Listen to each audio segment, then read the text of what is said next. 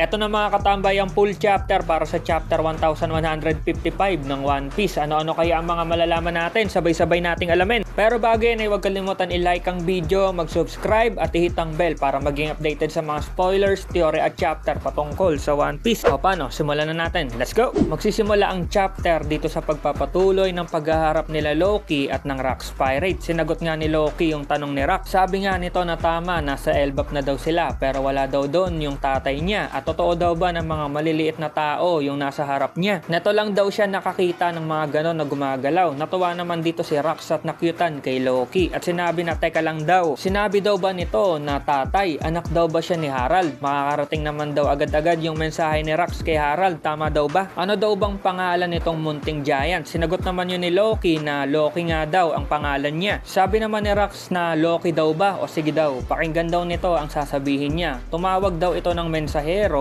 at para maipadala yung mensahe nga daw nitong si Rocks para sa papa ni Loki. Ipasabi daw nito na umuwi na nga daw agad itong si Harald dahil malubha nga daw ang lagay ni Loki. Dahil doon ay biglang nagalit si Loki sa sinabi ni Rocks. Kaya sinabi nito na sino daw bang sa tingin ni Rocks ang inuutusan niya? Hindi daw siya pwedeng utos-utusan ng hampas lupang tao na to. Ano daw bang inaakala nitong si Rocks? Uuwi daw agad yung tatay niya dahil lang sa nasaktan daw itong si Loki. Tama daw siya doon pero dapat hindi daw siya inuutos-utusan lang ng isang hamak na tao. Aakma na ngang umatake si Loki at itong si Sebek naman naghahanda na ding dumepensa. Binunot nga nito yung espada niya at nasabi dito na itong si Sebek kilala sa kanyang husay sa paggamit ng espada. Nasa sobrang lakas daw nito ay yung puwersa ng espada niya. Parang mahampas nga daw ng giant hammer o parang binombahan daw ng kanyon. At yung epekto daw ng atake na yon ay sobrang lawak na posibleng tumalsik ang kung sino man sa lakas ng puwersa ng atake ni Rocks. Kaya itong si Loki, kinawawa ni Rocks. Parang napilayan pa ata dito sa impact si Loki. Nang matapos yung atake habang natatawa si Rocks, ay sinabi nito na o yan daw, injured na si Loki. Loko-loko talaga to. Lakas ng trip ni Rocks. At ito na, flashback na naman patungkol kay Rocks. Nasabi na itong tao na to nakasalubong ni Harald sa nangyayaring reverie nun.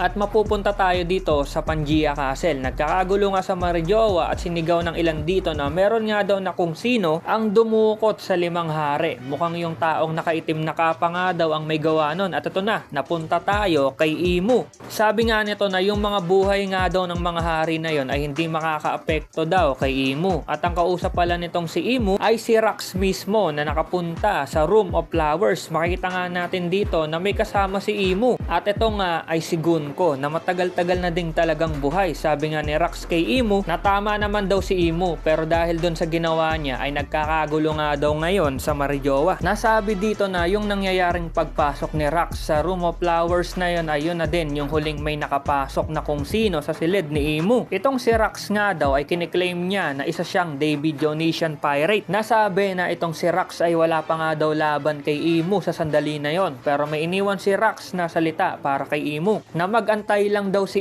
Imu at babalik siya doon. At itong sandali na to ay isang napaka-epic na tagpo sa mundo ng One Piece dahil walang ni isang tao ang nakakalagpas sa throne room. Si Rocks pala ang nakagawa nun, ang lupet. Sabi pa na yung nangyari na yon sa Room of Flowers ay hindi nakalabas ang impormasyon patungkol dito pero hindi lang daw yan ang kaganapan nun dahil may isa pa na nanggugulo sa Marjowa maliban kay Rocks. Nagulat nga ang ilang mga celestial dragon sa nakikita nila. Nasabi pa nga ng ilan na hindi daw normal yung laki ng giant na yon at gusto nga daw nilang gawing alipin. Ang nakikita pala nilang giant ay si King Harald na mismo na tumatakbo habang umaapoy ang buong katawan. Mukhang may mga kinausap nga itong mga hari para nga makipagkasundo. Kaso nga lang may nangyaring di maganda. Pinagbintangan nga si King Harald na ito ang dumukot sa limang hari. Kaya ayan, tumatakbo na siya. Sumisigaw nga yung ibang guard sa kabilang banda dahil hinahabol din nila yung salarin na pumatay sa isang admiral. Yung gumawa pala nung krimen ay si Rocks mismo na makakasalubong na nga itong si King Harald. Nakita nga ni Harald sa harapan niya si Rocks at napaisip to na ito na daw siguro yung salarin. Paano daw nagawa nito na ibintang sa kanya yung pagdukot sa mga hari na yon? Tuturuan daw niya ng leksyon itong si Rocks. Itong si Rocks naman napaisip din na bakit daw may mga giant sa Marjowa. Dapat daw nandun lang yon sa gubat. At ayun, nagsabayan na yung dalawa at napaka-epic na naman ang scene dahil nagsubukan ng atake itong si Rocks at si Harald. Sumasabog nga ang Conqueror Saki sa paligid ng Marjowa. Nasabi na sa sobrang lakas ng haki nitong dalawa,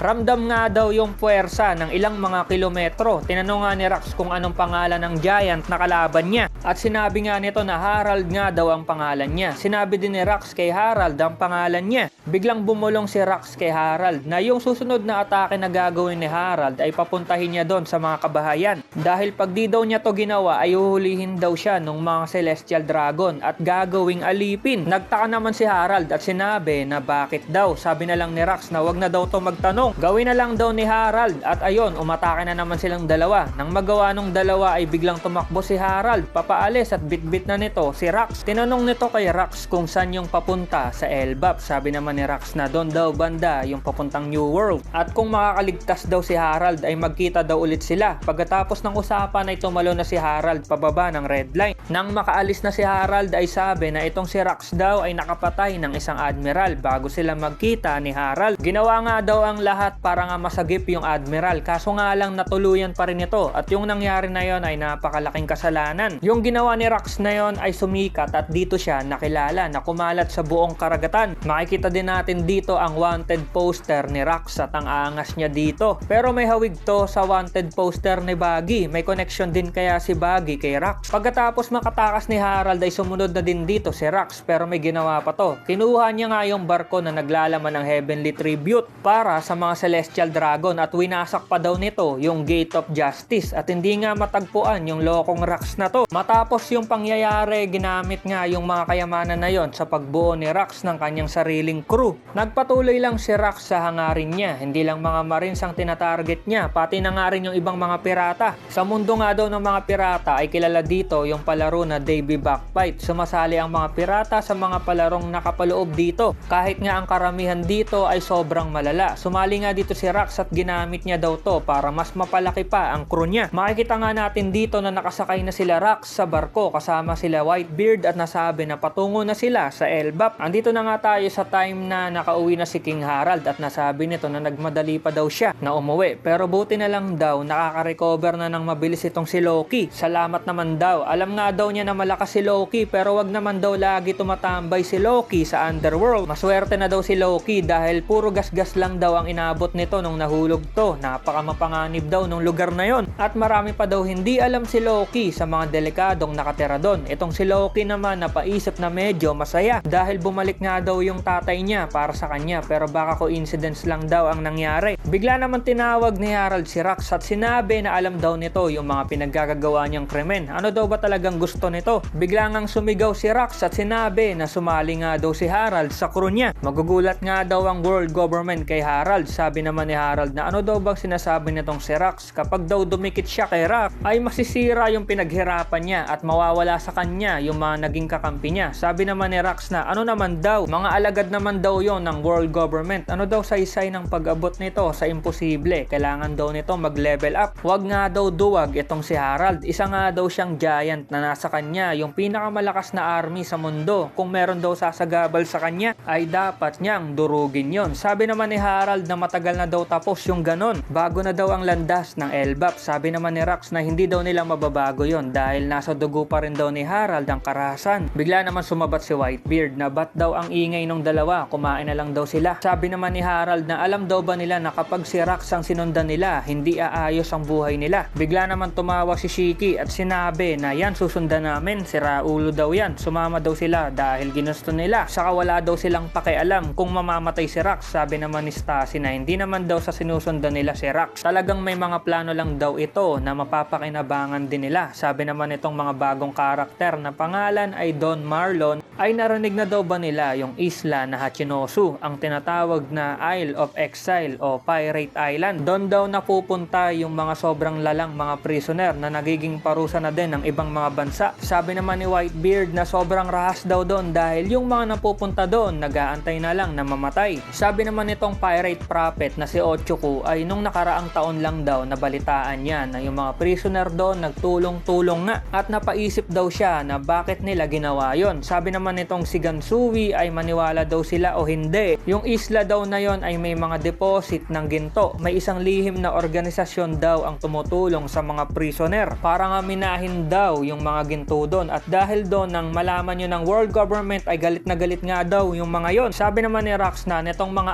araw daw na dumaan kapag meron daw na kung sino ang mapupunta sa isla ay kinukuyog daw daw ng mga kriminal sa isla. Kaya ang plano daw ni Rox, kakausapin daw nito ang world government at makikipag-deal na magkano daw ang ibibigay sa kanila kapag nabawi nila yung isla para sa world government. Kapag nakuha na daw nila yung isla ay hahatiin nga daw nila yung mga makukuhang kayamanan doon. Pero hindi daw papayag si Rox na ibibigay niya basta-basta yung isla at yung mga kriminal na nandun. Ang gagawin nga daw niya, kukunin niya yung isla at siya na ang mamumuno doon at gagawin niyang paraiso ng mga pirata yun. Nakikita nga daw niya yung world government at ang mga marines na walang kaalam-alam sa mangyayari. Ito pa lang daw ang simula ng buhay niya. Gamit ang isla na yon bilang base niya, wawasakin daw niya ang marines at kasabay nun ay yung Marijoa. At pagkatapos nga daw nun ay magiging hari nga daw itong si Rox ng mundo. Sabi naman ni Harold na marami nga daw makakaaway si Rox dahil buong planeta daw ang lalabanan nito. Sabi naman ni Rox na sabihin na daw ni Harold ang gusto niya basta mangyayari daw yon. Wala nga daw imposible kung may sobrang lakas ang mananalaytay sa'yo. Sumali na daw si Harold sa crew niya dahil pag nagsama silang dalawa, walang makakapigil daw sa kanila. Sa pagkwekwentuhan na yon ay nakikinig nga din si Loki. Sabi naman ni Harold na tigilan na daw ni Rox yun dahil hari nga daw siya sa Elbap. Sabi naman ni Rox na bahala na daw si Harold basta kukunin daw niya ang lahat ng nasa mundo. Si Loki nga dito ay namangha sa mga pinagsasasabi ni Rox kaya pala naging idol niya to. 4 na taon nang lumipas ay patuloy na inaaya ni Rox si Harold na sumali sa crew niya. Natigil lang yon nung araw na mukhang nabuo na ni Rox ang kanyang napakalupit na crew. Kasama ang kanyang mga sobrang lalakas na tauhan ay magbibigay ito ng ingay sa mundo. Sinabi na nga ni Rox ang salita na simulan na nila ang paglalayag. End of the chapter. Okay, isang malupit na chapter ang nakita natin at ayon, napakarami nating nalaman patungkol sa flashback ni Rox. Namit nito si Imu, naglaban sila ni Harold at ang mga malulupit na ginawa ni Rox bago niya maumpisahan ang napakaangas na crew sa One Piece. Magpapatuloy pa kaya ang flashback o magbabalik na tayo kay Luffy at mag-uumpisa na ang laban sa Elbap? Abangan natin yan. Salamat sa pagnood at see you sa next video. Over na!